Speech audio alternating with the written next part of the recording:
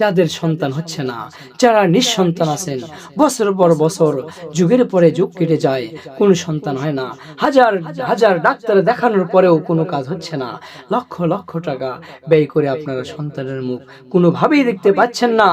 এজন্য আমার প্রিয় ভাই ও বোনেরা, আপনারা যারা আছেন, সাহাবাদের জীবনীতে অত্যন্ত পরীক্ষিত একটি আমল, এই আমলটি যদি আপনি করতে পারেন, তাহলে আমি হলফ করে বলতে পারি, আমার রব দয়াময় আল্লাহ আপনাকে নিঃসন্তান রাখবে না। সাহাবাদের জীবনীতে পরীক্ষিত একটি আমল। আমার প্রিয় ভাই বোনেরা, আপনি যদি যখন আপনি ফজরের নামাজের আজান শুনবেন, তখন মেহেরবানি করে আপনি সুন্দর করে ওযু বানাইয়া আপনি মসজিদে যাবেন। মসজিদে গিয়ে ফজরের সালাত আদায় করে জায়নামাজে সুন্দরভাবে বসে পড়বেন।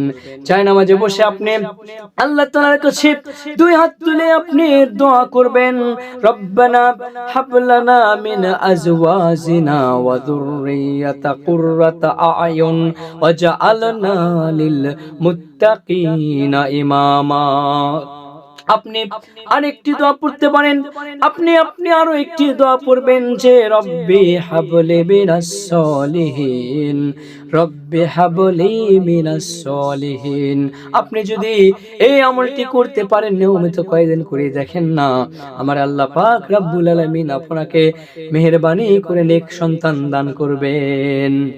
আল্লাহ তাআলা আমাদের নেক সন্তান, উত্তম সন্তান দান করুন বলে আল্লাহুম্মা আমিন।